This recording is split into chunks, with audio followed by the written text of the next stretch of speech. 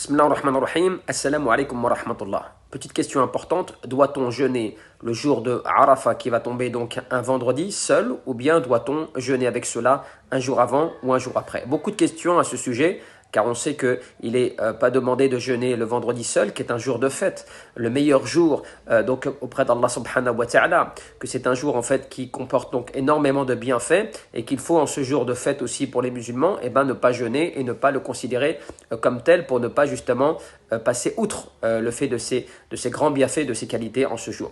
Simplement, Jumhur al-Ulama, donc qui est la majorité des savants, considèrent qu'il est permis de jeûner donc le jour du Jumu'ah, lorsqu'il y a une cause à cela, comme le fait de jeûner le jour de Arafah ou bien le jour de Ashura, ou celui qui a l'habitude de jeûner un jour sur deux. Quand cela se présente ainsi, il n'y a pas de mal à jeûner ce jour seul.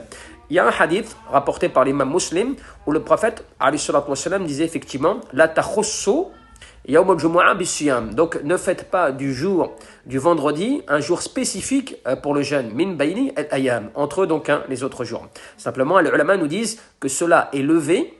Donc cette demande ou cet ordre de ne pas le jeûner, cela est estompé par le fait d'une cause qui permette de jeûner ce jour spécifiquement, non pas pour le jour en lui-même, mais pour le bienfait qui se réunit en ce jour, notamment pour le jour de Arafat. C'est le jour de Arafat qui tomberait donc un vendredi, ou bien d'autres jours importants qu'il serait donc important de jeûner, qui tomberaient en ce jour-là, et notamment pour celui qui a l'habitude de jeûner un jour sur deux.